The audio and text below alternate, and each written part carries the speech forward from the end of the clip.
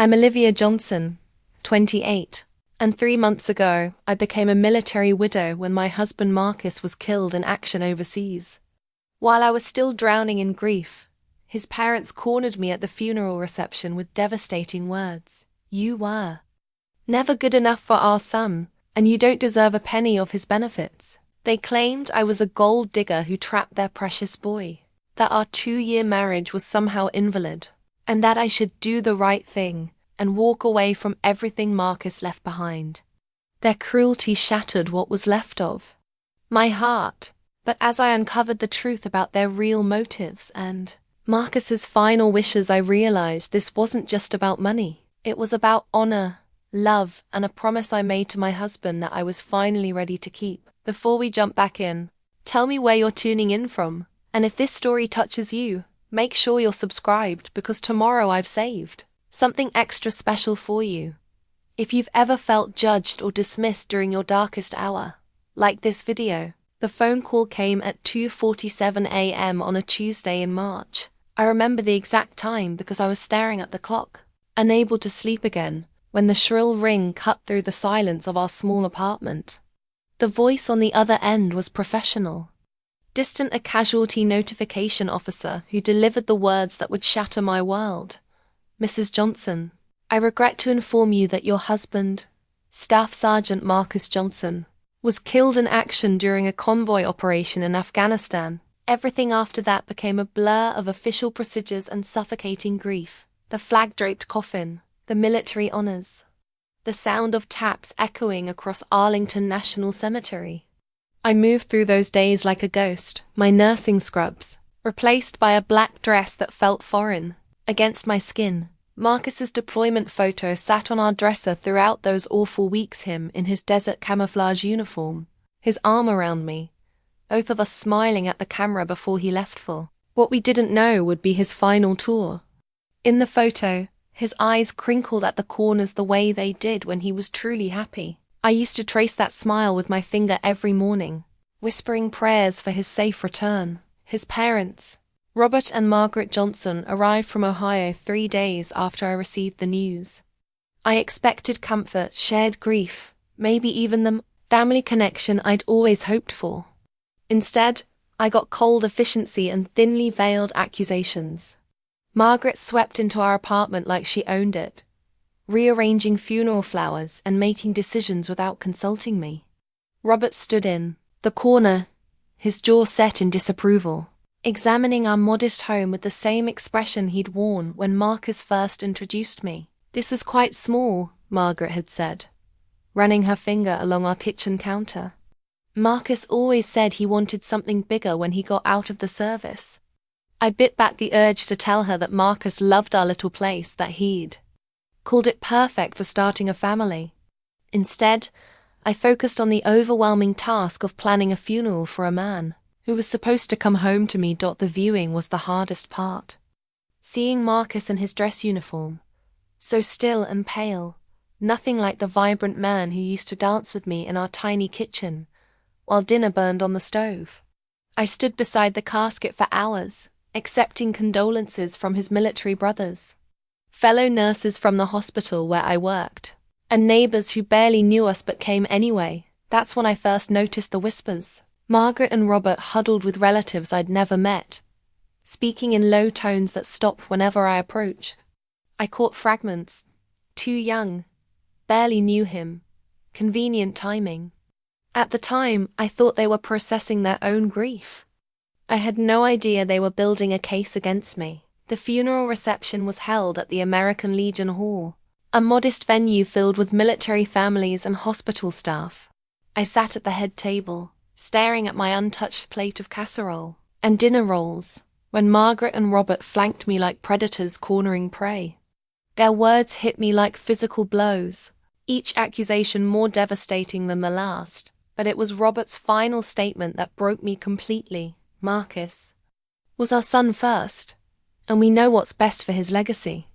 I excused myself to the bathroom and sobbed until I had nothing left, my hands shaking as I gripped the sink.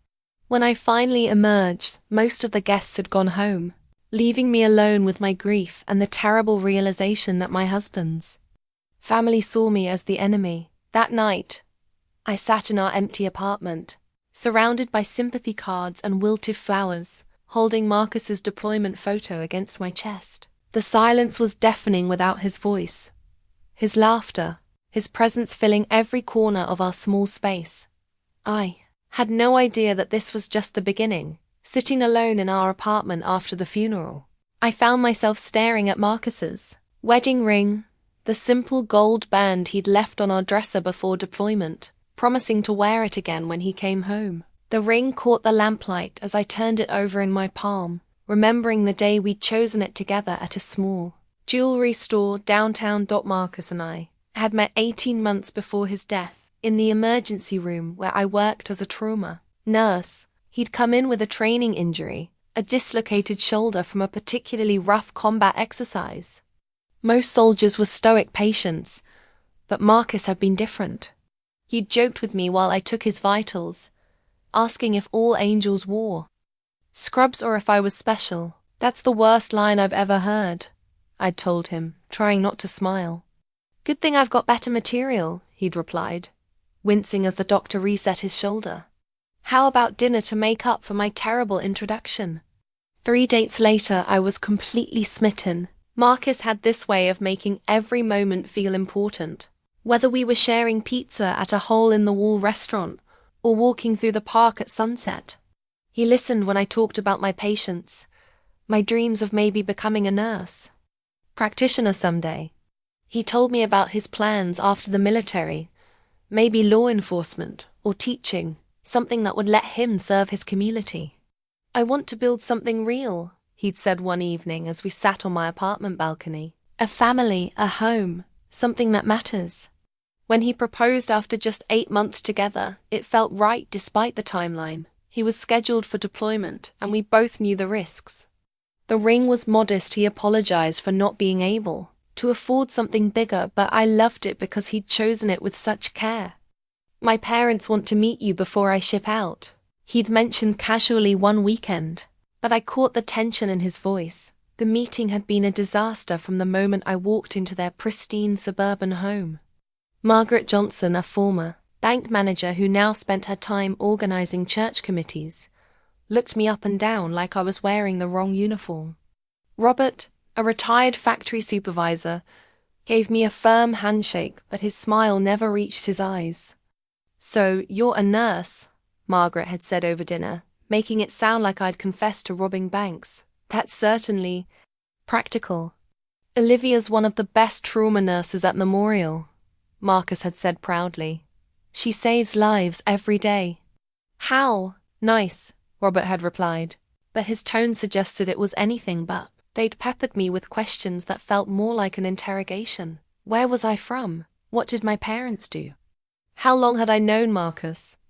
Each answer seemed to confirm some negative assumption they'd already made about me. The real problem became clear when Margaret pulled out photo albums after dinner, showing me pictures of Marcus with his high school girlfriend, a banker's daughter, named Patricia, who'd gone to college and married Olivia. Patricia always understood Marcus's potential, Margaret had said pointedly. She knew he was destined for great things.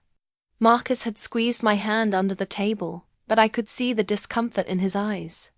This was a conversation they'd had before. After that visit, Marcus apologized repeatedly, but he also tried to explain. They have this vision of who I should be with, he'd said.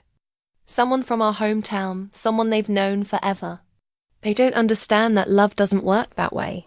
Despite their disapproval, we'd married 2 weeks before his deployment, a simple ceremony at the courthouse with 2 witnesses and a justice of the peace. I'd worn a white dress I'd bought off the rack, and Marcus had looked handsome in his dress uniform. We'd planned a bigger celebration for when he returned, maybe something that would help his parents see how much we meant to each other. I promise you, he'd whispered as we exchanged vows, when I come back, we'll have the life we both want, and nobody else's opinion will matter. His parents hadn't attended our wedding. They'd sent a card with a generic congratulations message and a check for $50, an amount that felt more insulting than generous. Now, turning his ring over in my hands, I realized they'd never planned to accept me. In their minds, I was the obstacle standing between them and their vision of Marcus's perfect life. What I didn't understand yet was just how far they were willing to go to remove that obstacle. Marcus had promised me we'd build something real together. What I was about to discover was that he'd also tried to protect me from his family's ability to tear it all down. The accusations replayed in my mind, like a broken record as I sat surrounded by sympathy cards and wilted funeral flowers. Gold digger. Trapped our son. Don't deserve a penny. Each word felt like a slap, but what stung most was how wrong they were about who I was and what I'd brought to my marriage with Marcus. Pulled my nursing degree from the frame on our bedroom wall, the diploma I'd earned through 4 years of school and clinical rotations, working part-time jobs to pay for textbooks and tuition. My parents had been so proud when I graduated, their first child to finish college. The degree represented sacrifice, determination, and a genuine calling to help people heal. When I'd met Marcus, I was already established in my career. I worked full-time at Memorial Hospital's emergency department, pulling 12-hour shifts that tested every skill I'd learned. Trauma nursing wasn't glamorous. It meant blood, chaos, heartbreak, and the constant weight of life and death decisions. But I loved it. I loved being the steady presence that patients and families needed in their worst moments. Marcus used to brag about my work to anyone who would listen. "My wife saves lives," he'd tell his army buddies. "She's the strongest person I know." He'd never made me feel like I needed to be anything other than exactly who I was. The financial reality of our relationship was the complete opposite of his. Parents' accusations. When we'd gotten married, I was actually earning more than Marcus. My nursing salary, with overtime and shift differentials, brought in steady income while his military pay was modest.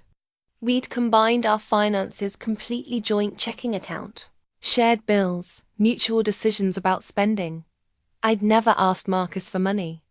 If anything, I'd been the one insisting we save for our future, putting aside funds for the down payment on a house we'd planned to buy when he finished his service. I'd wanted us to be financially stable before starting the family we both dreamed about. Margaret and Robert's suggestion that I'd trapped their son was particularly absurd.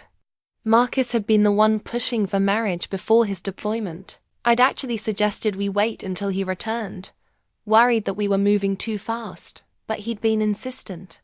"I don't want to waste any more time," he'd said. "I know what I want, and it's you. If something happens to me over there, I want you to be taken care of. I want you to be my wife, not just my girlfriend." The benefits they claimed I was after: the military life insurance, survivor benefits, housing allowances, had never been part of our conversations before marriage. Marcus had mentioned them only in the context of providing security for our future family.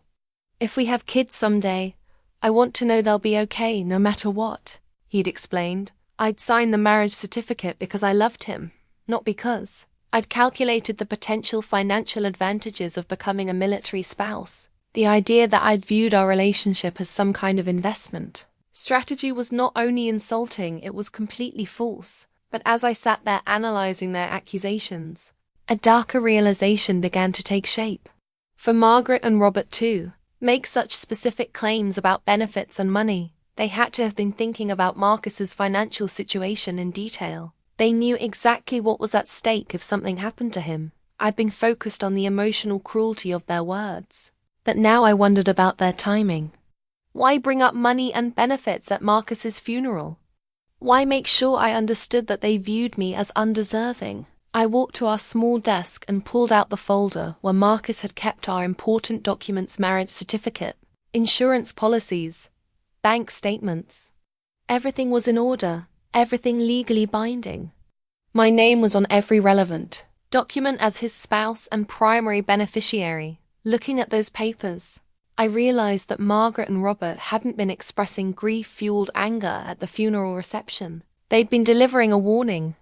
They were letting me know that they intended to fight for what they believed should rightfully be theirs. What they didn't understand was that I wasn't some opportunistic stranger who'd manipulated their son. I was a woman who genuinely loved Marcus, who'd planned a future with him. who was drowning in grief over his loss. But I was also a trauma nurse who'd learned to think clearly under pressure and advocate for what was right, if they wanted. Fight over Marcus's legacy. They were about to discover that they'd picked the wrong opponent. Unable to sleep, I found myself going through the photo albums Marcus had brought from his childhood, home pictures his mother had insisted he take when we'd gotten our own place. What I saw in those images told a story I was only beginning to understand. In nearly every family photo, Marcus was positioned at the center, the golden child whose achievements were celebrated, whose potential was discussed, whose future was planned by parents who saw him as their greatest success. There were pictures of him in Little League uniforms with Margaret beaming in the stands, shots of him receiving academic awards with Robert's proud hand on his shoulder, images from his high school graduation where he stood between his parents like a trophy they'd won. But it was what I didn't see that revealed the true family dynamic. Marcus's younger sister Jessica appeared in most of the same photos, but always slightly to the side, slightly out of focus, smiling but somehow less significant. In one telling image from Marcus's high school graduation, Jessica stood behind. Her parents literally overshadowed while they flanked their son. Marcus had mentioned Jessica only occasionally, always with affection but also with a hint of guilt. "Jess is the smart one," he'd said once, "but my parents never saw it that way. Everything was always about my football games, my grades, my plans for the future." Looking at these photos now, I could see the pattern.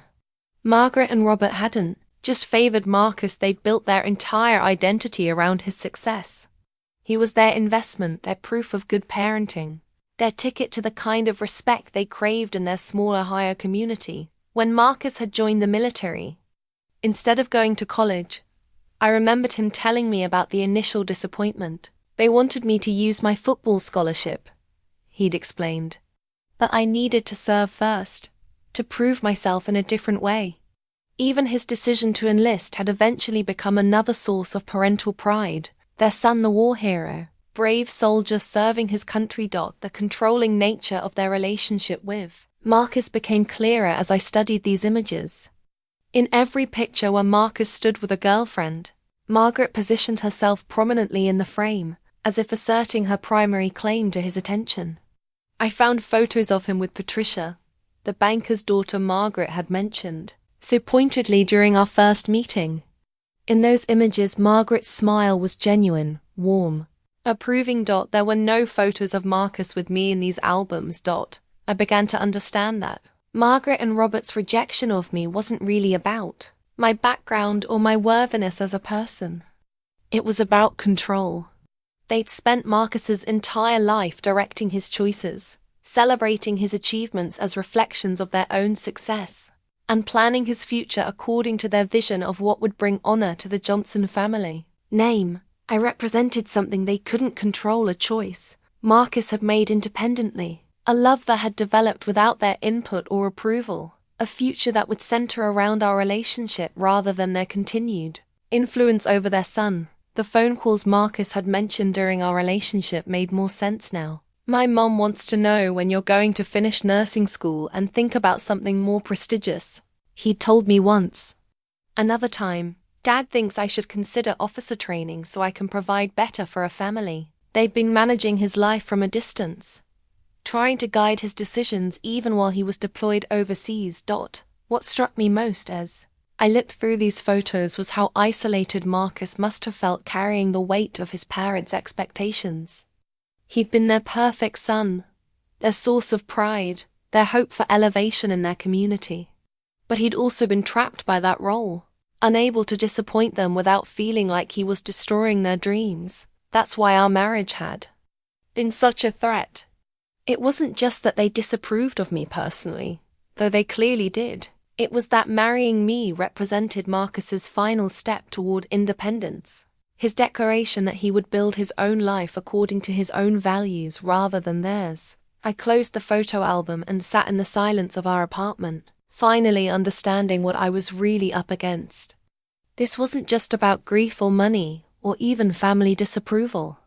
This was about two people who'd spent 30 years controlling their son's life, and weren't prepared to accept that his death had ended their influence over his choices. But Marcus had made his choice. He'd chosen me, chosen our life together, chosen to build something separate from their expectations. And now I was the only one left to protect that choice. The stack of military paperwork on our kitchen table had been sitting there for weeks, unopened and overwhelming. After Margaret and Robert's accusations, I finally forced myself to confront the reality of what Marcus had left behind and what his parents were so determined to claim for themselves. The service members' group life insurance policy was the first document I examined. The death benefit was substantial $400,000 with my name clearly listed as the primary beneficiary. Marcus had updated the paperwork when we'd gotten married, just as he'd updated his emergency contacts and next of kin information. Then, there were the survivor benefits from the Department of Veterans Affairs. As Marcus's surviving spouse, I was entitled to monthly payments that would continue for years. The amounts were significant enough to provide real financial security, the kind of stability that would let me focus on healing, instead of worrying about paying rent. But it wasn't just the money. There were education benefits I could use to pursue my nurse practitioner degree, healthcare coverage, and access to military family support services. Marcus had often talked about these benefits as his way of taking care of me if something happened. To him, the military takes care of its families, he'd explained when we'd gone through the paperwork together. If I don't make it home, I want to know you'll be okay. I want to know you can still chase your dreams. As I read through each document, I began to understand the scope of what Margaret and Robert were after. The total value of Marcus's benefits insurance, survivor payments, future educational assistance represented hundreds of thousands of dollars over time. For a retired factory supervisor and former bank manager dealing with their own financial pressures, this was life-changing money. I called the Veterans Affairs office the next morning, speaking with a benefits counselor who walked me through my rights as a military widow. The conversation was both reassuring and disturbing. As the legal spouse, you're entitled to all survivor benefits, the counselor explained. The only way that could change is if there were questions about the validity of the marriage itself, but that's extremely rare and would require significant legal challenges. What kind of legal challenges? I asked. Fraud, coercion questions about mental capacity at the time of marriage, things that would be very difficult to prove and would require substantial evidence. The military takes marriage very seriously, and once benefits are assigned, they're rarely overturned.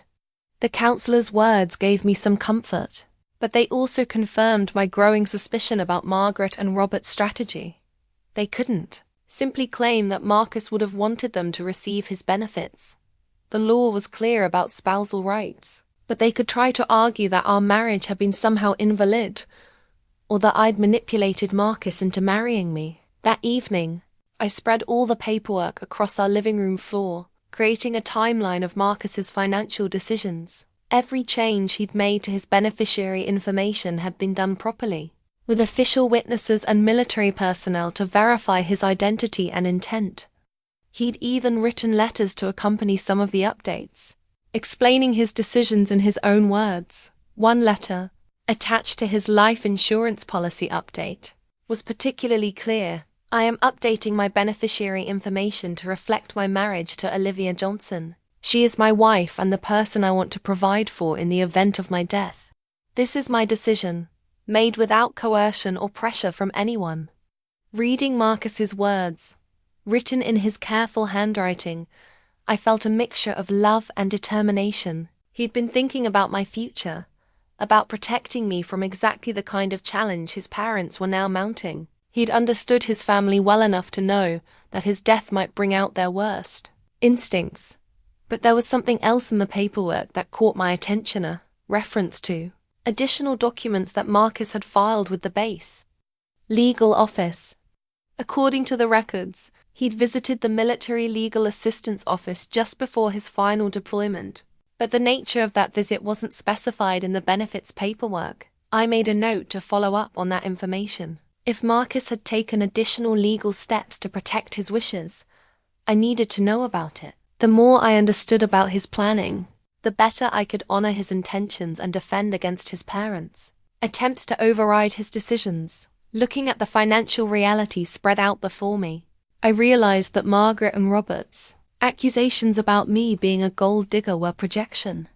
They were the ones focused on money, the ones calculating benefits and plotting to claim what wasn't theirs. I was simply trying to understand what my husband had wanted, and what rights I had as his widow, but understanding my legal position was only the first step. I was beginning to realize that Margaret and Robert weren't going to accept the clear legal facts about my entitlement to Marcus's benefits. They were going to fight, and I needed to be prepared for whatever tactics they might use. That night, I couldn't sleep. I found myself in our bedroom, sitting on Marcus's side of the bed, when I noticed something I'd overlooked during the overwhelming days after his death. Small leather journal tucked between his nightstand and the wall.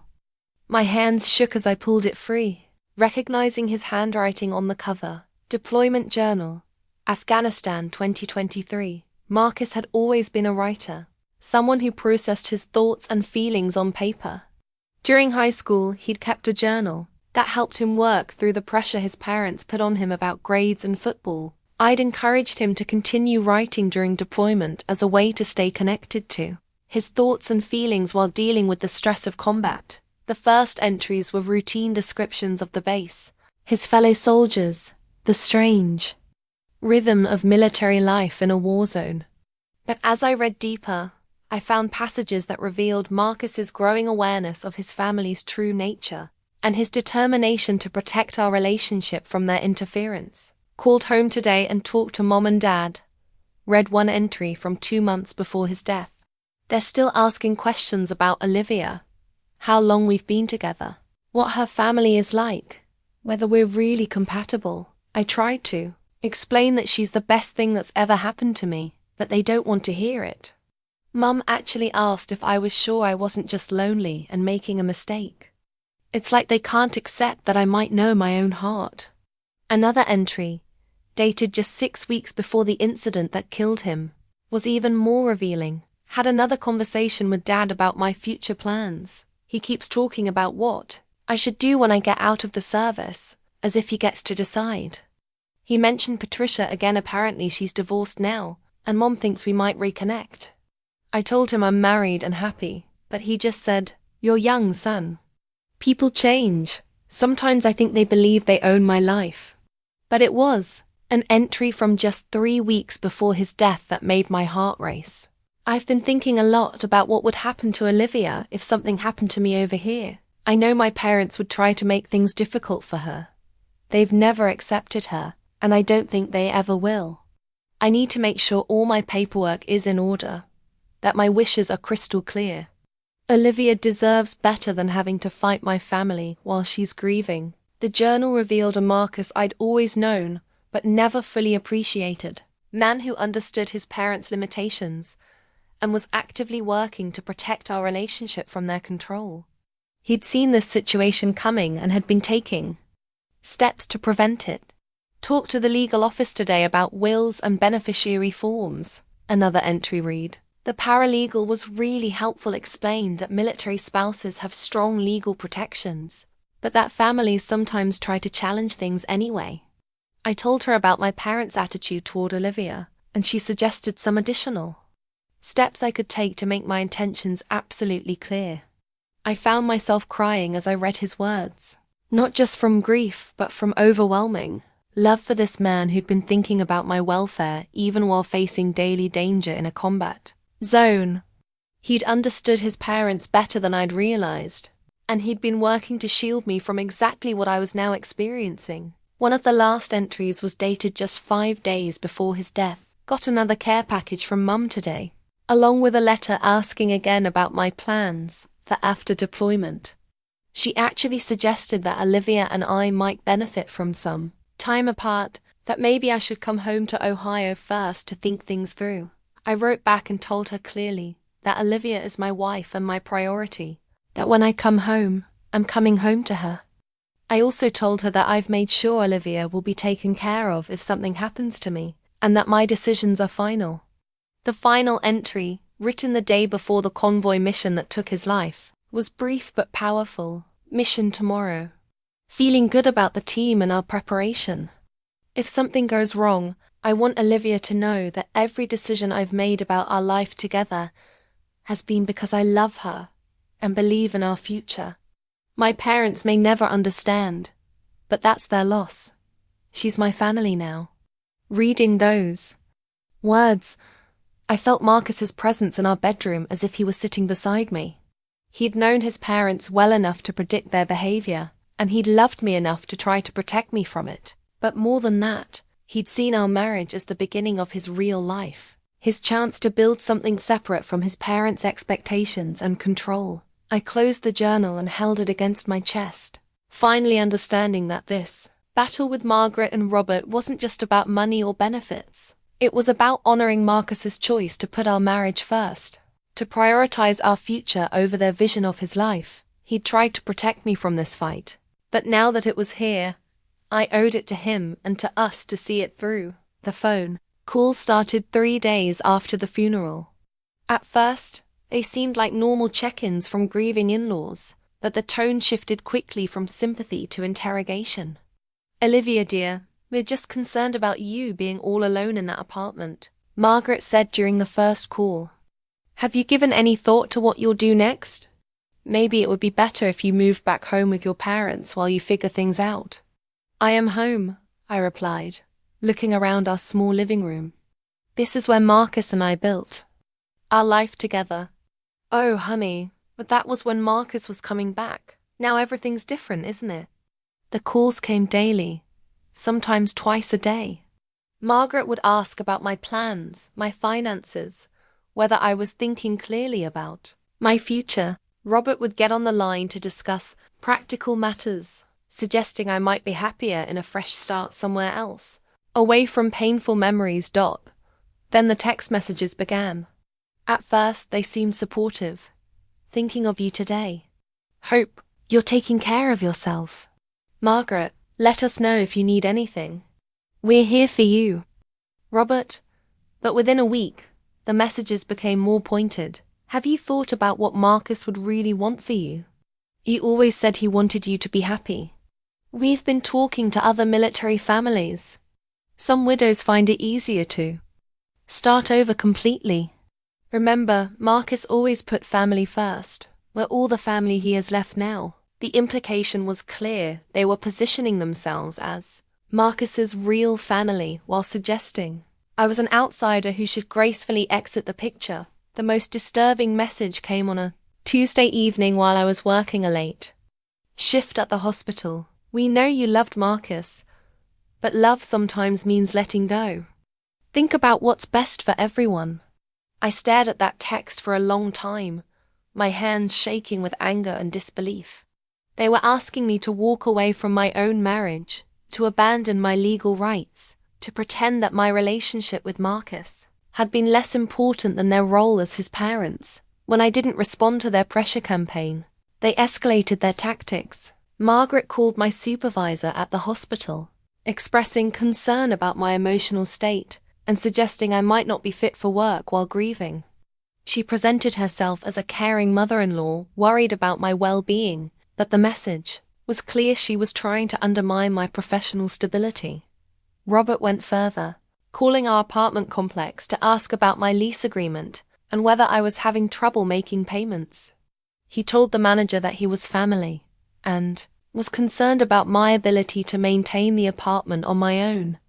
When the manager mentioned this to me, I realized they were investigating every aspect of my life, looking for vulnerabilities they could exploit. The most invasive incident came when I returned home from grocery shopping to find Margaret sitting in the lobby of our apartment building, waiting for me. "Olivia, we need to talk," she said, standing as I approached with my bags. "This has gone on long enough."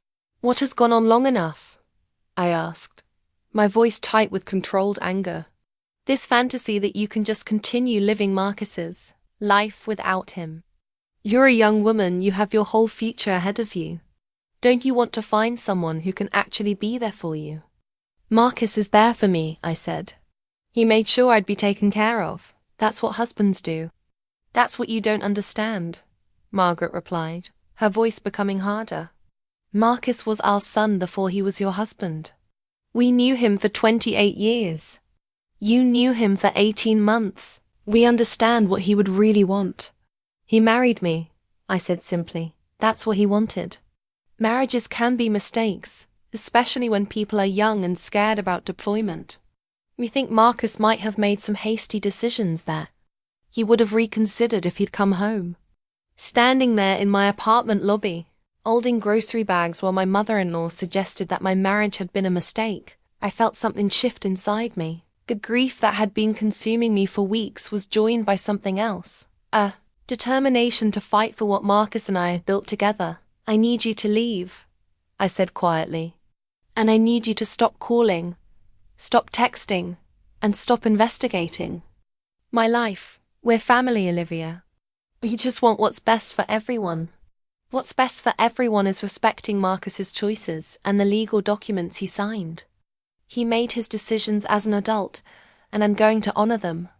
That night, I saved every text message, documented every phone call, and started a file of their harassment. I was beginning to understand that Margaret and Robert weren't going to accept my polite refusals or reasonable arguments. They were going to keep pushing until I either gave in or pushed back. Was done being pushed. The military widow support group flyer had been tucked into the condolence materials I'd received from the base, but I'd ignored it for weeks. The idea of sitting in a circle talking about grief felt overwhelming when I could barely function day to day. But after Margaret's ambush in my apartment lobby, I realized I needed to understand what I was dealing with and whether other military widows had faced similar challenges from their husbands' families. The group met Tuesday evenings at the community center on base. When I walked into the small conference room, I found 6 women ranging in age from their early 20s to their 50s, arranged in a circle of folding chairs. The facilitator, a social worker named Linda, welcomed me with the kind of understanding smile that comes from experience. I'm Olivia, I said when it was my turn to introduce myself. My husband Marcus was killed in Afghanistan 3 months ago. I'm here because I'm dealing with some family issues and I wanted to understand if this is normal. The woman sitting next to me, Sarah, was about my age with tired eyes and a wedding ring she still wore. What kind of family issues? She asked gently. I took a deep breath and told them about Margaret and Robert's accusations, their pressure campaign, their suggestions that I walk away from Marcus's benefits. By the time I finished, several women were nodding knowingly. Oh, honey, said Janet, a woman in her 40s whose husband had been killed in Iraq. You're dealing with vultures. I've seen this before.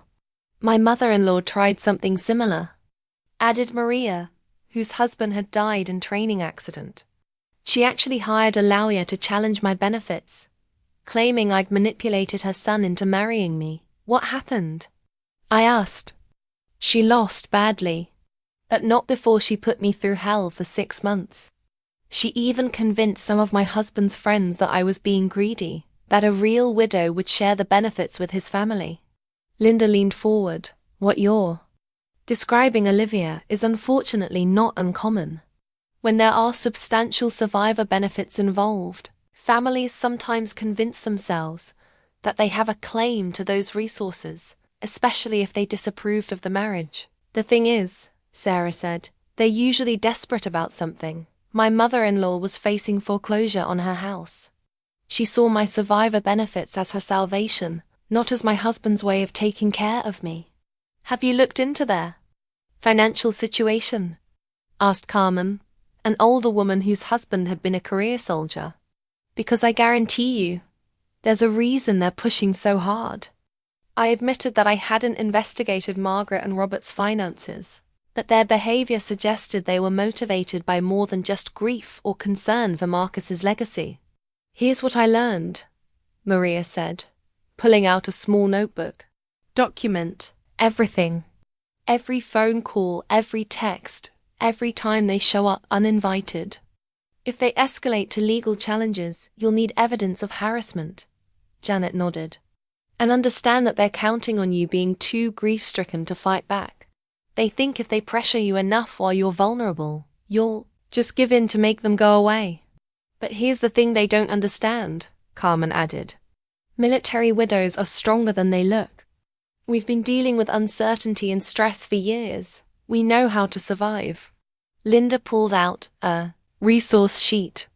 There are legal aid services specifically for military families. If this escalates, you'll want to talk to someone who understands military benefits law. As the meeting continued, I listened to stories that were heartbreakingly familiar. Women who'd been accused of being gold diggers by families who'd never accepted them.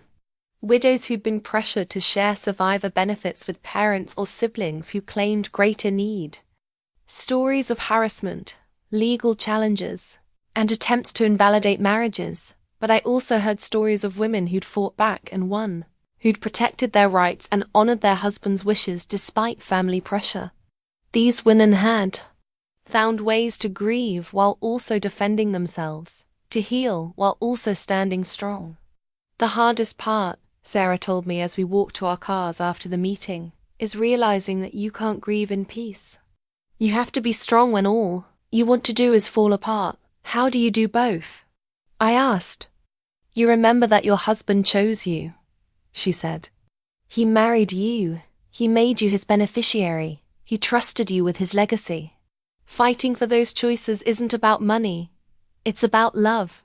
Driving home, I felt something I hadn't experienced since Marcus's death. I wasn't alone. There were other women who understood exactly what I was facing, who'd survived similar battles, who could help me navigate the challenges ahead. For the first time since Margaret and Robert's accusations at the funeral, I felt like I might actually be strong enough to fight back. More importantly, I felt like I owed it to Marcus and to myself to try. The group had given me more than emotional support. They'd given me a roadmap for protecting my rights and honoring my husband's wishes, even when his own family was working against me. Carmen from the support group had been right.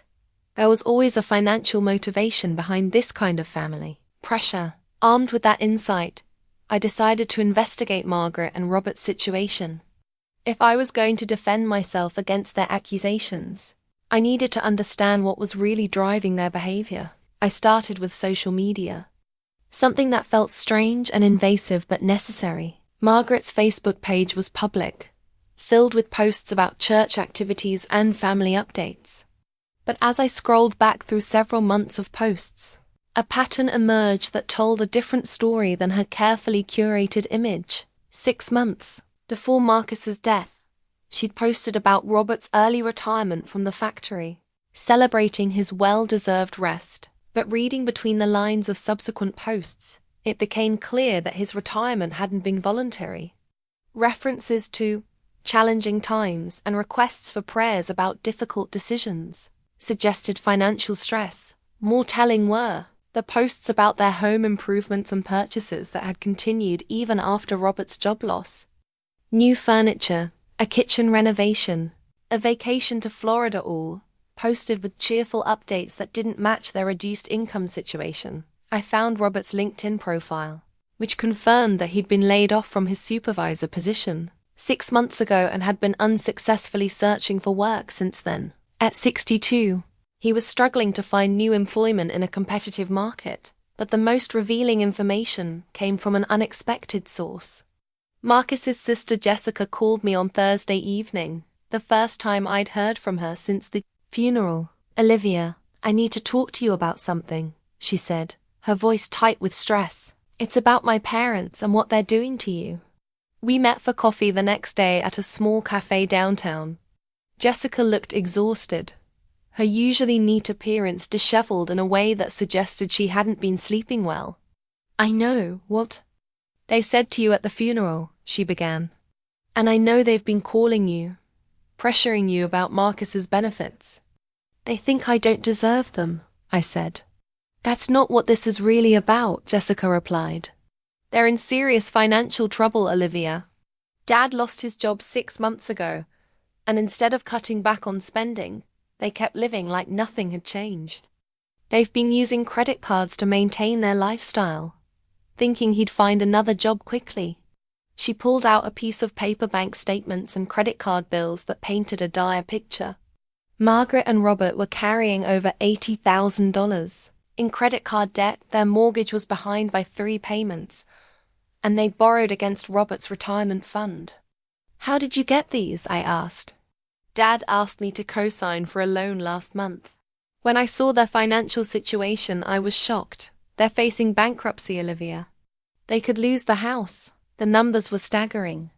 Their monthly expenses far exceeded Robert's unemployment benefits, and with no job prospects on the horizon, they were spiraling toward financial ruin. "When Marcus died," Jessica continued, "they saw his benefits as their salvation.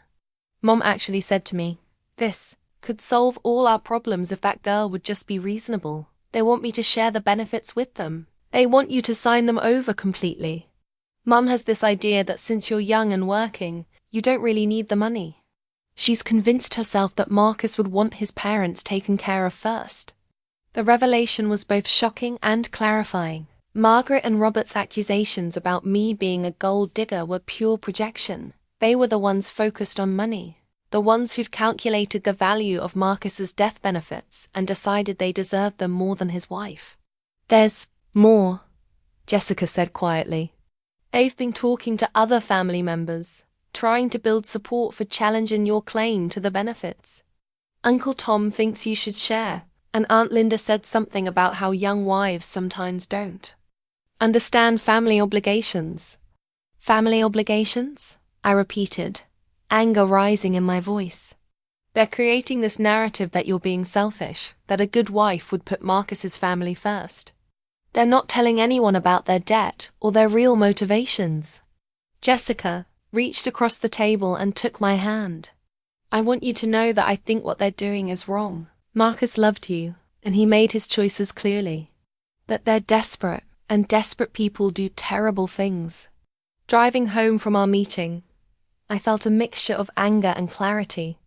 Margaret and Robert's financial desperation explained their behavior, but it didn't excuse it. They were willing to destroy my grief, challenge my marriage, and paint me as an opportunist, all to solve financial problems they'd created through their own poor decisions. That Jessica's information had given me something valuable, the truth about their motivations. If they escalated their pressure campaign or tried legal challenges, I now understood what was really driving them. They weren't grieving parents protecting their son's legacy. They were financially desperate people who saw his death as their opportunity for rescue. The question now was what they were prepared to do to get what they wanted, and how far I was willing to go to stop them. The base legal office was busier than I'd expected on a Thursday afternoon. I sat in the waiting area, clutching the reference number I'd found in Marcus's benefits paperwork, wondering what additional legal steps he'd taken during his final weeks. The paralegal who'd helped him had agreed to meet with me to discuss what they could legally disclose about his visit. Sergeant Martinez, a kind woman in her 30s, led me to a small conference room and pulled out a thick file with Marcus's name on it. "Your husband came to see us about 6 weeks before his death," she began. "He was concerned about protecting his spouse from potential family interference after his death." "What kind of interference?" I asked, though I was beginning to suspect I already knew. He mentioned that his parents had never accepted his marriage, and that he was worried they might try to challenge his beneficiary designations or pressure you to relinquish your rights. He wanted to make absolutely sure his wishes were legally bulletproof. She opened the file and pulled out several documents. In addition to updating all his standard military beneficiary forms, he prepared a detailed will with very specific language about his intentions. The will was more comprehensive than anything I'd imagined. Marcus had not only designated me as his primary beneficiary for all benefits, but he'd included detailed explanations of his reasoning and explicit instructions about how his assets should be handled. I designate my wife, Olivia Johnson, as the sole beneficiary of all military survivor benefits, life insurance proceeds, and personal property, the document read. "This decision is made freely and without coercion, based on my love for my wife and my desire to provide for her future." I specifically exclude my parents, Robert and Margaret Johnson, from any claim to these benefits, as I believe they would not use them in accordance with my wishes. But it was the next paragraph that took my breath away. I am aware that my parents may attempt to challenge this will, or pressure my wife to share these benefits with them. I want it clearly stated that any such attempts go directly against my expressed wishes. Olivia is my chosen family, and these benefits are my way of ensuring she can build the life we plan together. He also prepared something called an ethical will, Sergeant Martinez explained. It's not legally binding, but it's a detailed explanation of his values and wishes for his family. The ethical will was a 3-page letter addressed to me, but clearly intended to be read by anyone who might question his decisions. In it, Marcus explained his relationship with his parents, his reasons for marrying me, and his hopes for my future.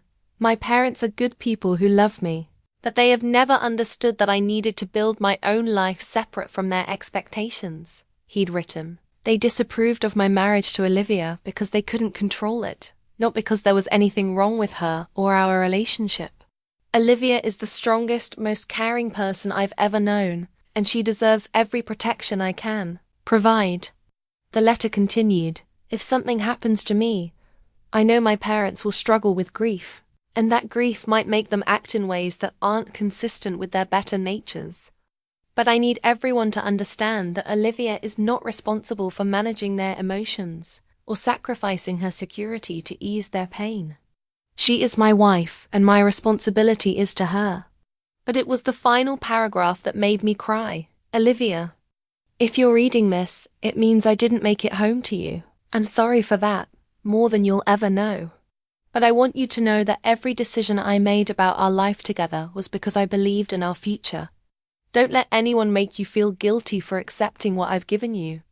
You deserve every happiness, every opportunity, every dream we talked about. Build the life we planned, even if you have to build it without me. Sergeant Martinez handed me a tissue and waited while I composed myself. There's one more thing, she said gently. Your husband also prepared a video statement. She led me to a small viewing room where she set up a laptop. On the screen, Marcus appeared in his military uniform, looking directly into the camera with the serious expression he wore when something was truly important to him. Hi, Olivia, he said, and I felt my heart break all over again hearing his voice. If you're watching this, then something has happened to me, and you're probably dealing with some difficult situations. I wanted to make sure you heard directly from me what my intentions are. In the 10-minute video, Marcus carefully explained every decision he'd made about his benefits and assets. He talked about our marriage, his love for me, and his specific concerns about his parents' potential reaction to his death. I know my mom and dad will be hurting, he said to the camera, but their pain doesn't give them the right to hurt you or to override the choices I've made as an adult. I've thought about this carefully, and everything I'm leaving behind is meant to give you the freedom to build the life we talked about together. The video ended with him looking directly into the camera. I love you, Olivia. Don't let anyone make you feel like you need to apologize for that love, or for accepting what I'm giving you. You're my wife, my family, my future. Honor that by taking care of yourself. As I sat in that small room, watching my husband speak to me from beyond the grave, I felt something shift inside me. This wasn't just about defending my legal rights anymore. It was about honoring the incredible care Marcus had taken to protect me, even when he couldn't be there to do it himself. Sergeant Martinez walked me out of the building, carrying copies of all the documents Marcus had prepared. Your husband was very thorough, she said. He clearly understood the potential challenges you might face, and he did everything possible to prevent them. Driving home, I felt Marcus's presence more strongly than I had since his death. He'd seen this battle coming and had armed me with everything I needed to fight it.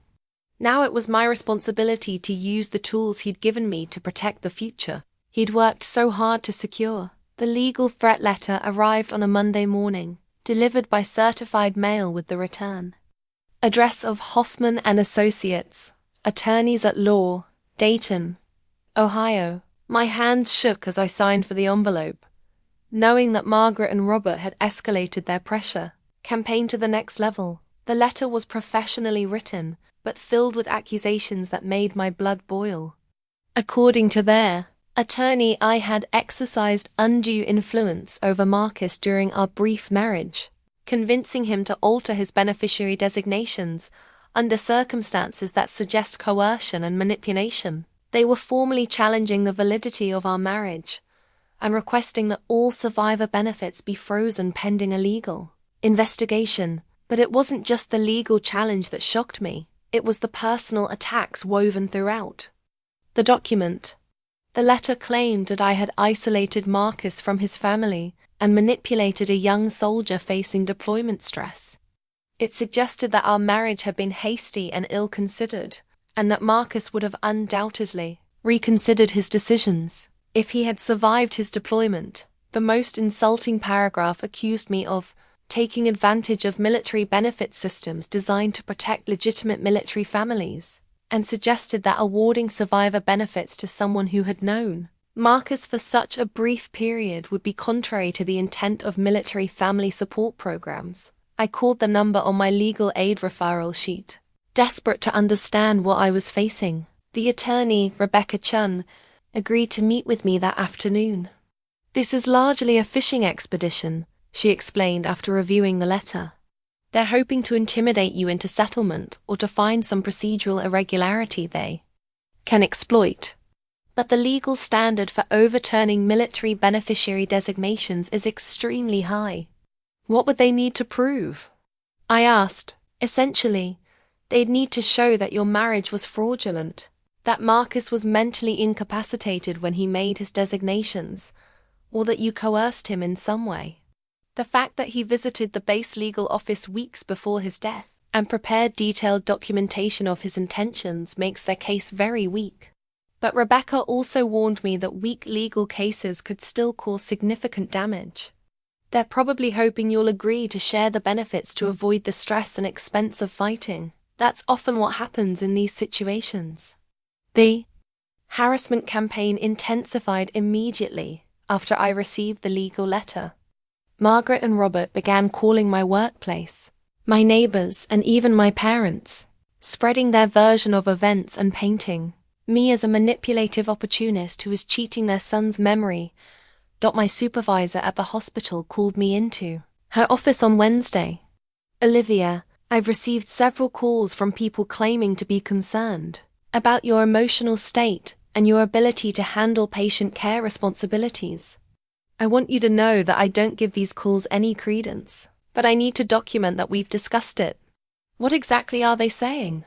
I asked. "That you're under investigation for fraud, that you're not mentally stable, that you might be a danger to patients because of your emotional state." It's clearly harassment, but it's still something I have to address officially.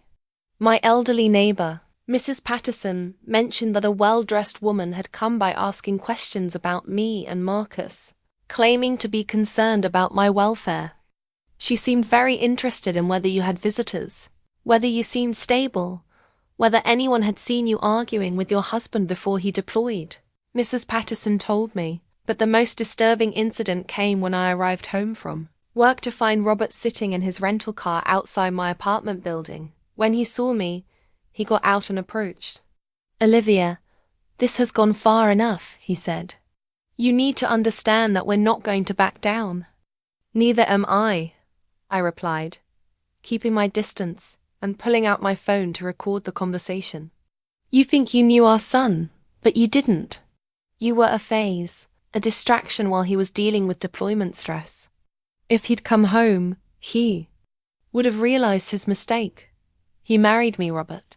He chose me as his beneficiary. He made his wishes clear in multiple legal documents. Documents you probably helped him prepare," Robert accused. "A young soldier facing combat doesn't make those kinds of decisions without influence." "You mean influence like parents who've been controlling their son's life for 30 years and couldn't accept that he'd finally made his own choices?" Robert's face darkened. "You have no idea what you're up against. We'll spend every penny we have to make sure you don't profit from our son's death." "This isn't about profit," I said, my voice rising. This is about honoring Marcus's wishes and protecting the future he wanted for me. We'll see what a court thinks about that, Robert replied before getting back in his car and driving away. That night, I sat in my apartment reviewing all the documentation Marcus had prepared. All the evidence of his intentions and his love. Margaret and Robert were trying to turn our love story into a tale of manipulation and greed, but Marcus had anticipated exactly this scenario. The battle lines were drawn. They had hired attorneys and were prepared to spend money they didn't have to challenge my rights. But I had something more powerful than their desperation. I had the truth, documented in Marcus's own words, prepared by a man who had loved me enough to protect me even from his own family. The fight was going to be difficult, but for the first time since receiving their legal threat, I felt confident that I could win. Rebecca Chun had given me a homework assignment that felt overwhelming but necessary. Gather every piece of evidence that could prove the legitimacy of my relationship with Marcus and counter Margaret and Robert's accusations of manipulation and fraud. I spread out across our dining room table like a detective building a case, which I realized was exactly what I was doing. The most powerful evidence came from Marcus himself, the dozens of letters he'd sent during his deployment. I'd saved every one, treasuring them as connections to him while he was overseas.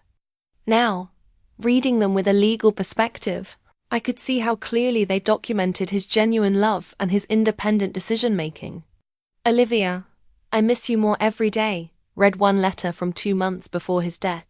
I've been thinking about our conversation about you going back to school for your nurse practitioner degree. I want you to know that I'm behind you 100%. And I've made sure that if something happens to me, you'll have the financial resources to pursue that dream. You're too smart and too dedicated to let anything hold you back from your goals. Another letter, written just weeks before the incident that killed him, was even more revealing. I got another letter from Mom today asking about our plans and suggesting I think carefully about my future. I wrote back and told her clearly that you are my future, and that all my plans center around building a life with you. I hope someday she understands how much you mean to me, but even if she doesn't, it won't change how I feel. Each letter was written in Marcus's distinctive handwriting, postmarked from his base in Afghanistan, filled with personal details and references that would be impossible to fake. They painted a picture of a man deeply in love with his wife, making thoughtful decisions about their future together. But I needed more than love letters. Rebecca had explained that we needed to demonstrate that our relationship was substantial, that Marcus had been thinking clearly about his decisions, and that I had been an independent person in my own right, not someone who had manipulated him. For financial gain, I gathered employment records showing my steady work history as a trauma nurse, including performance evaluations and salary information that proved I'd been financially stable before and during my marriage to Marcus. My nursing license, my continuing education certificates, my volunteer work at the community health clinic, all evidence that I was a professionally accomplished woman who hadn't needed to trap anyone for financial security. The most compelling character witnesses came from Marcus's military unit. His sergeant, David Rodriguez, agreed to provide a written statement about Marcus's state of mind during his deployment and his frequent mentions of me in conversations with fellow soldiers. Staff Sergeant Johnson talked about his wife constantly, Rodriguez wrote. He was clearly devoted to her and spoke often about their plans for after his service. He showed us her picture, read us parts of her letters, and made it clear that she was his primary motivation for getting home safely. There was never any indication that he felt pressured or manipulated, quite the opposite. He seemed like a man who had found exactly what he was looking for. Another soldier, Marcus's roommate at the base, provided an even more detailed account. Marcus kept a photo of him and Olivia on his bunk, and he'd look at it every night before going to sleep. He used to say she was the smartest person he knew, and that he was lucky she'd chosen him. He talked about her work at the hospital with real pride, and he was always planning ways to surprise her or make her happy when he got home. I reached out to colleagues at the hospital who could attest to my emotional state during Marcus's deployment and after his death. My supervisor provided a letter confirming that I had been a dedicated, stable employee throughout my husband's military service, and that my grief after his death had been appropriate and genuine. Olivia Johnson has been one of our most reliable and compassionate nurses, the letter stated. During her husband's deployment, she maintained her professional responsibilities while clearly missing him deeply. After receiving news of his death, her grief was profound but dignified.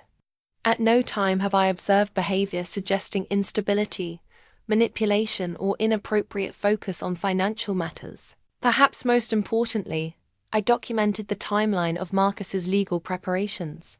The base legal office provided a complete record of his visits, showing that he had initiated all contact with them, that he had been alone during all consultations, and that he had specifically requested information about protecting his spouse from family challenges. The paralegal's notes from their meetings were particularly valuable. Service member expressed concern about family disapproval of his marriage and wanted to ensure his wishes would be honored in the event of his death. He was clear, rational, and determined in his decisions. No indication of external pressure or coercion observed. As I compiled this evidence, I began to see the strength of our position.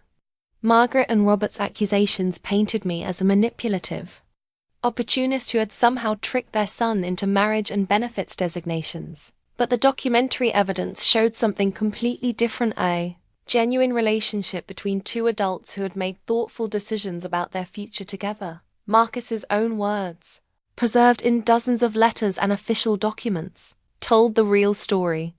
He had been a man in love who had used his military service to provide security for the woman he'd chosen to spend his life with. That wasn't manipulation. It was exactly what military family benefits were designed to support. By the end of the week, I had assembled a comprehensive file that told our story truthfully and completely. For the first time since receiving Margaret and Robert's legal threat, I felt confident that the truth would be enough to protect Marcus's wishes and my rights as his widow. The question now was whether his parents were prepared to face that truth in court. Rebecca had suggested that understanding the full circumstances of Marcus's death might be important to our case, particularly if Margaret and Robert tried to argue that he had been under unusual stress or making irrational decisions before his death. I'd been avoiding the details of that final mission, not ready to confront the specifics of how I'd lost him.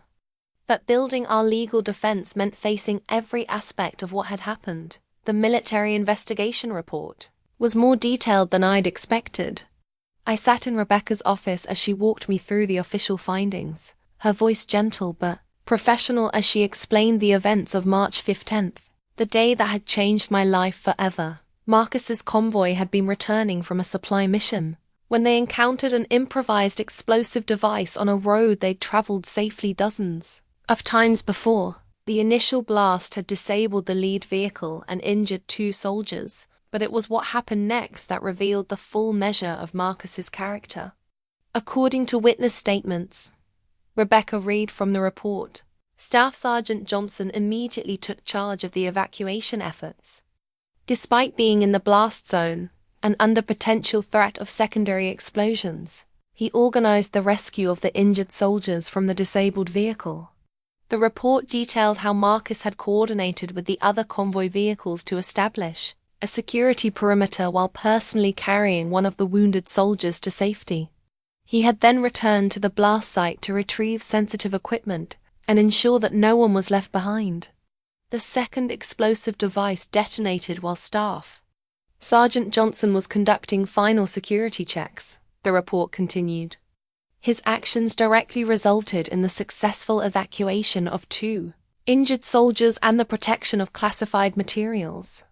But it was the personal statements from the soldiers Marcus had saved that brought tears to my eyes.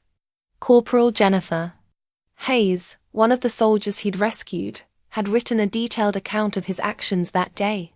Staff Sergeant Johnson could have waited for backup or focused on his own safety, she wrote. Instead, he immediately began pulling us out of the damaged vehicle, talking to us calmly and making sure we stayed conscious. He told me to think about my family back home, to focus on getting better so I could see them again. He saved my life, and he died doing what he always did, taking care of his soldiers. The other rescued soldier, Private Marcus Thompson, provided an even more personal account. The sergeant was talking about his wife while he was working to get us out. He said he had someone at home who was counting on him to bring everyone back safe. He said his wife was a nurse and that she'd taught him how to stay calm in medical emergencies. Even while he was risking his life for us, he was thinking about her. The investigation concluded that Marcus had been awarded the Bronze Star Medal with Valor for his heroic actions, a recognition that would be presented to me at a ceremony I hadn't yet been able to face attending. This changes everything about their case, Rebecca explained. They're arguing that Marcus was emotionally unstable or making poor decisions due to deployment stress, but the military investigation shows that he was functioning at the highest level of professional competence right up until his death. The report also included psychological evaluations that had been conducted on all soldiers in Marcus's unit. During their deployment, Marcus had been assessed as having excellent mental health, strong coping skills, and clear thinking under pressure. There was no evidence of the kind of psychological distress that might have affected his judgment about personal decisions. More importantly, Rebecca continued, the timeline shows that Marcus was thinking about you and your future together, even in his final moments. That's not the behavior of someone who regretted his marriage or felt manipulated. That's the behavior of a man who was committed to protecting his wife. Reading through the investigation report, I began to understand something I'd been struggling with since Marcus's death. He hadn't just died in combat. He'd died living up to the values he'd always held. He'd put others' safety before his own, stayed calm under pressure, and thought about the people he loved even while facing mortal danger. But there was another revelation in the report that took my breath away. In Marcus's personal effects, investigators had found a letter he'd been writing to me, apparently composed during quiet moments in the days before his death. The letter had been returned to me with his other belongings, but I'd been too devastated to read his final words now. Sitting in Rebecca's office, I opened that letter for the first time. My dearest Olivia, I don't know if I'll ever send this letter or if I'll just tell you these things when I get home, but I wanted to write them down. I've been thinking a lot about our life together and how grateful I am that you chose me. I know my parents don't understand what we have, but that's their loss. You've made me a better man, a better soldier, and a better person. If something happens to me over here, I want you to know that every day with you has been a gift, and every decision I've made about our future has been because I believe in the amazing life you're going to build, with or without me. The letter was dated 2 days before his death, written by a man who was thinking clearly about his life and his love. Not someone who was confused or manipulated. As I folded the letter carefully and put it back in my purse, I realized that Marcus had given me one final gift. His heroic death had not only saved the lives of his fellow soldiers, it had also provided unshakable evidence of his mental clarity and his commitment to the values he'd always held. Margaret and Robert could argue that Marcus had been manipulated or confused when he'd made his beneficiary decisions, but they couldn't argue with the official record of his final days, which showed a man operating at peak performance while thinking lovingly about his wife back home. For the first time since this legal battle had begun, I felt like Marcus was still fighting alongside me. The courthouse hearing was scheduled for a rainy Thursday morning in October, 7 months after Marcus's death. I sat beside Rebecca in the small family courtroom, watching Margaret and Robert enter with their attorney, a sharp-dressed man who looked expensive and confident. Despite all our preparation, my hands were shaking as I waited for the judge to review our case. Judge Patricia Williamson was a woman in her 50s with grey hair and kind eyes, but her expression was serious as she reviewed the thick files both sides had submitted. The hearing would determine whether there was sufficient evidence to freeze Marcus's survivor benefits pending a full investigation of Margaret and Robert's claims. This is a preliminary hearing to determine whether the petitioners have presented A credible challenge to the military beneficiary designations made by Staff Sergeant Marcus Johnson, Judge Williamson began. I've reviewed all submitted materials, and I'm prepared to hear arguments from both sides. Margaret and Robert's attorney, Mr. Hoffman, presented their case first. He painted a picture of a young soldier who had been manipulated by an opportunistic woman during a vulnerable time in his life. Your Honor, the evidence shows that the deceased made significant changes to his beneficiary designations after a brief courtship with the respondent, Hoffman argued. The marriage occurred just weeks before deployment under circumstances that suggest undue influence. The deceased's parents, who knew him for his entire life, believe he would never have made these decisions if he had been thinking clearly. But as Hoffman continued his argument, I could see Judge Williamson becoming increasingly skeptical. When he suggested that our 18-month relationship had been suspiciously brief, she interrupted. Counselor, what legal standard are you applying to determine appropriate courtship duration? Military couples often marry quickly due to deployment schedules. That fact alone doesn't suggest manipulation. Hoffman tried to recover by focusing on the financial aspects of the case, arguing that I had targeted Marcus specifically because of his military benefits. But when Judge Williamson asked for evidence of this targeting, he could only point to the timing of our marriage. The respondent is a working professional with her own career and income, the judge noted. Do you have evidence that she was aware of the specific benefit amounts before marriage, or that financial considerations were part of their courtship discussions? When Rebecca stood to present our case, the difference was immediately clear. Instead of speculation and accusations, she presented Marcus's own words through his letters, his legal preparations, and his official military records. Your Honor, Staff Sergeant Johnson left extensive documentation of his intentions and his reasoning, Rebecca began. These weren't hasty decisions made under stress, they were thoughtful choices, made by a mature adult who took specific steps to ensure his wishes would be honored. She walked the judge through Marcus's letters, his legal preparations at the base, and the military investigation report showing his mental clarity right up until his death. Each piece of evidence built on the others, creating an overwhelming picture of a man who had made deliberate, well-considered decisions about his life and his legacy. The most powerful moment came when Rebecca played portions of Marcus's video statement. Hearing his voice in the courtroom, explaining his love for me and his specific concerns about his parents' potential reaction, was emotionally overwhelming but legally decisive. Judge Williamson listened intently as Marcus spoke directly from the screen. I know my parents will struggle with my death, but their pain doesn't give them the right to override my choices or hurt my wife. Everything I'm leaving behind is meant to give Olivia the freedom to build the life we planned together. When the video ended, the courtroom was silent for several moments. Judge Williamson made notes, then looked up at both legal teams. I'm ready to rule, she said. The petitioners have failed to present credible evidence of fraud, coercion, or mental incapacity. Staff Sergeant Johnson's beneficiary designations were made legally and with clear intent. His extensive documentation of his reasoning, combined with military records showing his mental competence, strongly supports the validity of his decisions. She turned to address Margaret and Robert directly. I understand that you're grieving the loss of your son, and I'm sympathetic to that pain. However, grief doesn't create legal rights to override your son's clearly expressed wishes. He was an adult who made thoughtful decisions about his marriage and his estate planning. The judge's final ruling was comprehensive and decisive. The petition to freeze survivor benefits is denied. The respondent's legal rights as Staff Sergeant Johnson's surviving spouse are confirmed.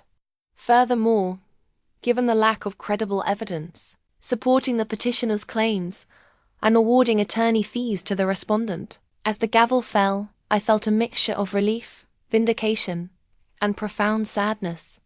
I had won the legal battle, but the victory felt hollow because it had required defending the most precious relationship of my life against people who should have been supporting me in my grief. Margaret and Robert sat in stunned silence as their attorney gathered his papers. As they prepared to leave, Margaret turned to look at me one final time. Her face was a mixture of anger and defeat.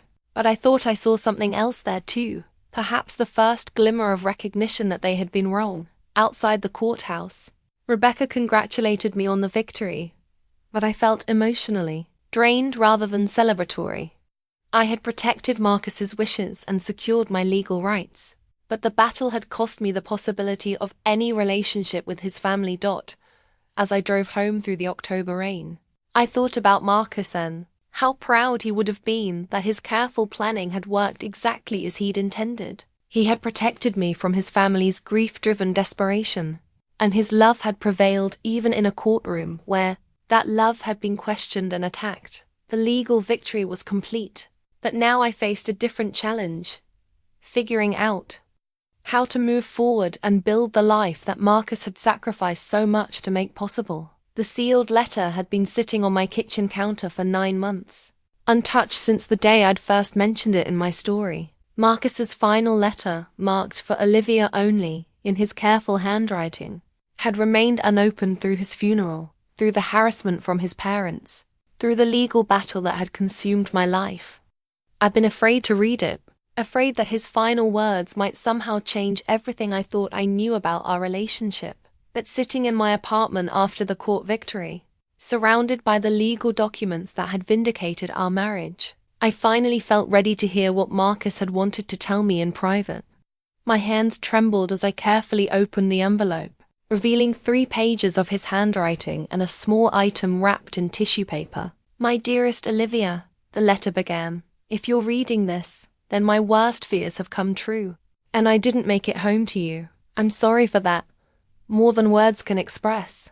But I want you to know that every moment we shared, every plan we made, every dream we talked about was real and precious to me." The first page was filled with memories of our time together. Our first date, the night he'd proposed, quiet mornings in our apartment when the world felt perfect. But it was the second page that contained the revelation I'd never expected. "I need to tell you something about my family that might help you understand what's happening right now," Marcus had written. "My parents aren't bad people, but they've been struggling with money for years, even before my deployment. Dad lost his job at the factory due to layoffs, and they've been living on credit cards and denial ever since." The letter revealed that Marcus had known about his parents' financial crisis months before his death. They had asked him for money multiple times, requests he declined because he was saving for our future together. "The last time I spoke to them before this deployment, Mum actually suggested that I should reconsider my beneficiary designations," the letter continued. "She said that as their son, I had obligations to them that came before my obligations to you. That conversation made me realize how desperate they were becoming, and it's why I took so many legal steps to protect you." But it was the next paragraph that took my breath away. "I want you to know that I understand why they're acting this way. They're scared, they're proud, and they can't admit that they need help. But Olivia, I also want you to know that I've made provisions for them in a way that honors my commitment to you while also helping them." Marcus explained that he had set up a separate life insurance policy, a smaller one that I hadn't known about, with his parents as beneficiaries. It wouldn't solve all their financial problems, but it would be enough to help them avoid bankruptcy and keep their house. "The policy information is in our safety deposit box," he wrote. "I wanted to make sure they were taken care of without having to take anything away from you. This way, you can choose to help them if you want to, but you're not obligated to sacrifice your security for their pride." The wrapped item in the envelope was a key to the safety deposit box, along with instructions for accessing the additional policy documents. But it was Marcus's final revelation that brought tears to my eyes. "I hope that someday, when their fear and grief aren't controlling them, my parents will see what I see in you. You're strong, kind, intelligent, and capable of building an amazing life. If they can't be part of that life because of their choices, that's their loss. But I'm hoping that knowing they're not going to lose their home might help them find their way back to being the people I love." The letter ended with words that felt like a final gift. Olivia, please don't let their behavior make you bitter or closed off from love. Build the life we dreamed about, go back to school, travel, help people, find joy. And if someday you find someone else who makes you happy, know that I want that for you. Love isn't diminished by loving again. It's multiplied. I sat in my kitchen, crying and laughing at the same time, overwhelmed by Marcus's incredible thoughtfulness. Even facing the possibility of his own death, he had been thinking about everyone he loved, me, his parents, and how to bridge the gap between us. The next morning, I called Rebecca and asked her to contact Margaret and Robert's attorney. I wanted to arrange a meeting to discuss Marcus's additional provision for them, but I also wanted to set clear boundaries about future contact. When we met later that week, Margaret and Robert looked defeated and exhausted.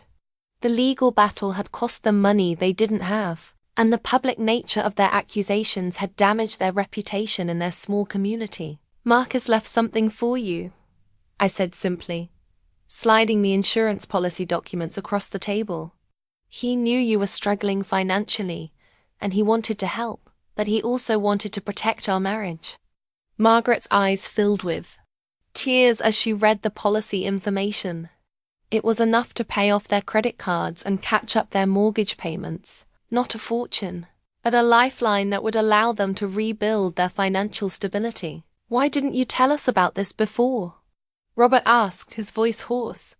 Because Marcus wanted you to understand that his primary responsibility was to his wife, I replied. But he also loved you, and he didn't want you to lose your home. For the first time since Marcus's funeral, Margaret looked at me without anger or accusation. I don't understand, she said quietly. If he left this for us, why did you fight us in court? Because what you were asking for wasn't yours to take, I said. Marcus made his choices carefully and deliberately. This policy was his way of taking care of you without asking me to sacrifice my security or betray his trust.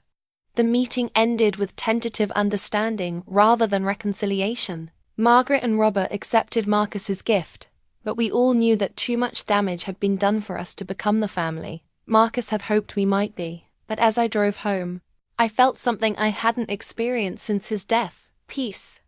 Marcus had thought of everything, protected everyone, and given me the final gift of understanding that love could be complicated, but didn't have to be diminished by that complexity. The newspaper article appeared in the Dayton Daily News 3 weeks after our court hearing, with a headline that made my heart sink: Local couple loses legal battle over son's military benefits. The story, while factually accurate, laid bare the details of Margaret and Robert's failed challenge and painted a picture of desperate parents who had publicly attacked their son's widow during her time of grief. Jessica called me the morning the article was published, her voice strained with embarrassment and concern. Olivia, I'm so sorry, she said. I tried to convince them not to pursue this, but they wouldn't listen. Now everyone in town knows what they did. The article had been picked up by several online military family forums, where the response was overwhelmingly critical of Margaret and Robert's actions. Comments from other military families expressed outrage at the idea of challenging a fallen soldier's clear wishes and attacking his widow during her grief. This is exactly why we need strong legal protections for military families, one comment read. The idea that grieving parents think they can override their adult son's marriage and financial decisions is appalling. Another commenter, identifying herself as a military widow, wrote, I face similar pressure from my in-laws, but nothing this public or cruel. This woman showed incredible strength in fighting for her husband's wishes. But it wasn't just online. Criticism that Margaret and Robert faced. Jessica told me that their church congregation had been divided by the news, with many members expressing disappointment in their behavior. Pastor Williams actually addressed it during Sunday service. Jessica explained. He didn't mention them by name, but he talked about how grief can sometimes lead us to act in ways that don't reflect our values, and how important it is to seek forgiveness and make amends. The professional consequences were even more severe. Robert had been interviewing for positions with several local companies. But after the article appeared, those opportunities seemed to dry up. Small communities have long memories, and employers were hesitant to hire someone who had been publicly portrayed as harassing a military widow. Margaret faced her own social consequences. She had been active in several community organizations, but found herself quietly excluded from leadership roles and social events. The woman who had once prided herself on her reputation for respectability now found herself the subject of gossip and disapproval. Mom barely leaves the house anymore, Jessica told me during one of our occasional phone calls. She's ashamed of what she did, but she's also angry that people are judging her. Dad's talking about moving to another state where nobody knows about this. That perhaps the most painful consequence was the impact on their relationship with Marcus's memory. The local VFW Post, which had planned to dedicate a memorial plaque in Marcus's honor, quietly postponed the ceremony. The high school where Marcus had been a football star removed his photo from their military service display after parents complained about the association with the controversy. They destroyed his reputation along with their own, Jessica said. Sadly, Marcus would be heartbroken to know that his name is now associated with this family drama instead of his military service. The financial cost of their legal challenge had been devastating. Their attorney had charged nearly $15,000 for a case that most legal experts could have told them was unwinnable. Combined with their existing debt, the legal fees had pushed them closer to the bankruptcy they'd been trying to avoid. The irony is that if they had just accepted Marcus's decisions and grieved normally, they would have been in a much better position, Rebecca observed when I updated her on the aftermath. Now they have the insurance money Marcus left for them, but they've also got additional legal debt and a damaged reputation. I found myself feeling conflicted about Margaret and Robert's consequences. Part of me felt they had brought this on themselves through their greed and cruelty, but another part of me, the part that Marcus had loved, felt sad that their fear and desperation had led them to destroy so much. The most telling moment came when I received a brief note from Margaret, handwritten on plain stationery. Olivia, I know I have no right to ask for your forgiveness, but I want you to know that I'm sorry for the pain we caused you. We were scared and desperate, and we lost sight of what was right. Marcus chose well when he married you, and I wish it had taken me less time to see that. I hope someday you can remember us as people who loved our son, even though we failed to honor his memory properly. The note was signed simply, Margaret, without the formal closing she'd used in previous communications. I never responded to the note, but I kept it, not because I was ready to forgive, but because it represented the first honest acknowledgement of what they had done and the first recognition of Marcus's judgment in marrying me. The price of their greed had been steep: their reputation, their community standing, their financial stability, and their relationship with their son's memory. They had gambled everything on a legal challenge based on desperation rather than justice. And they had lost more than they could have imagined. But perhaps most tragically, they had lost the opportunity to be part of honoring Marcus's legacy in a way that would have made him proud. Instead of being remembered as grieving parents who had supported their son's widow, they would be remembered as people who had tried to profit from his death. As I reflected on their consequences, I realized that Marcus had been right about his parents all along. They weren't bad people, but their need for control and their inability to accept his adult choices had ultimately led them to betray everything he had valued most: integrity, honor, and love. 1 year after Marcus's death, I stood in the conference room of the community college where I'd decided to establish the Staff Sergeant Marcus Johnson Memorial Scholarship Fund. The scholarship would provide financial assistance to military spouses pursuing nursing education, because that combined Marcus's commitment to military families with my own passion for healthcare. The scholarship fund represented more than just a memorial. It was my way of transforming the pain and conflict of the past year into something meaningful and lasting, using a portion of Marcus's survivor benefits to create opportunities for other military families felt like the most appropriate way to honor both his memory and his intentions for my future. The scholarship will provide $5,000 annually to military spouses enrolled in nursing programs. I explained to the small group gathered for the announcement college administrators, representatives from the local VFW post, and several members of my military widow support group. Recipients will be selected based on academic merit and financial need, with preference given to those pursuing careers in trauma or emergency medicine. Dr. Patricia Collins, the nursing program director, smiled as she reviewed the scholarship criteria. "This is exactly the kind of support our military spouse students need," she said. "Many of them are trying to build careers while dealing with deployments, relocations, and all the challenges of military life." As I signed the documents establishing the scholarship fund, I thought about the journey that had brought me to this moment. The legal battle with Margaret and Robert seemed like it had happened to a different person, someone who had been overwhelmed by grief and unprepared for the challenges that followed Marcus's death. That version of myself had been focused on defending what was mine, on protecting Marcus's wishes from people who wanted to override them. But this version of myself was focused on building something positive from the resources Marcus had provided, on creating a legacy that would help other people achieve their dreams. The transformation hadn't been easy. I'd spent months in counseling, working through not just my grief over Marcus's death, but also my anger and disappointment about his family's behavior. I'd learned to separate my love for Marcus from my feelings about the people who had made his death more painful than it needed to be. I'd also made concrete changes in my own life that reflected Marcus's hopes for my future. I was halfway through my nurse practitioner program, using the educational benefits he'd made sure I'd have access to. My grades were excellent, and I'd been offered a position in the emergency department's advanced practice program after graduation. The apartment Marcus and I had shared was now truly mine, redecorated in ways that honored our memories while also reflecting my own growth and independence. I'd kept the photos of us together, his deployment journal, and the wedding rings we'd chosen with such care.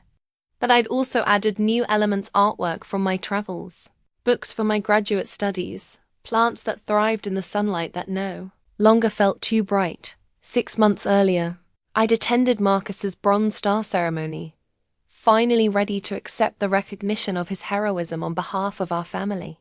Standing in my dress uniform, I'd been invited to wear Marcus's dress blues, tailored to fit me. I'd felt his presence and his pride in a way that was comforting rather than painful. The ceremony had been attended by the soldiers Marcus had saved, their families, and members of his unit who had returned from deployment.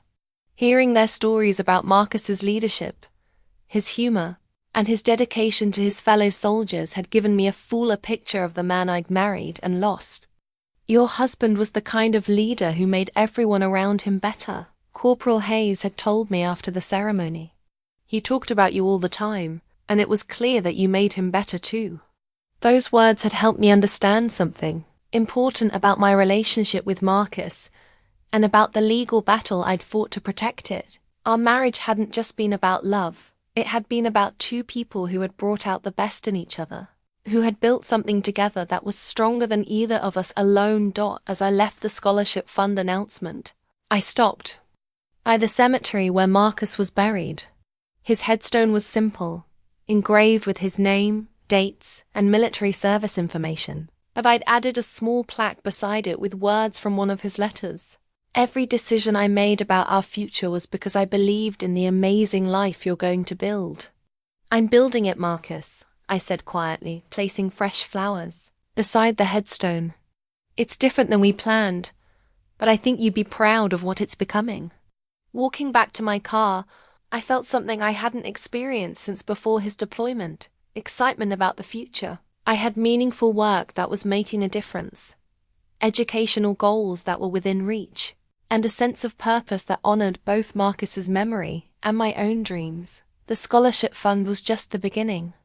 I had plans to expand it to create mentorship programs for military spouses, and maybe even to write about my experiences to help other families facing similar challenges. Marcus had given me the resources to build whatever life I could imagine, and I was finally ready to use them, not because I was trying to prove something to his parents or to anyone else, That because I wanted to honor the faith he'd placed in me, and the love we'd shared, the life I was building was exactly what Marcus had wanted for me. One filled with purpose, growth, and the kind of meaningful work that makes the world a little better. It wasn't the life we'd planned together, but it was a life that reflected everything he'd valued and everything he'd hoped I would become. As I drove home, I smiled thinking about how proud Marcus would be of the scholarship recipients, the military, families who would benefit from his sacrifice, and the legacy we were building together even though he couldn't be there to see it. That was the real victory. Not winning a legal battle or proving our love to people who doubted it, but transforming tragedy into purpose and grief into a force for good in the world.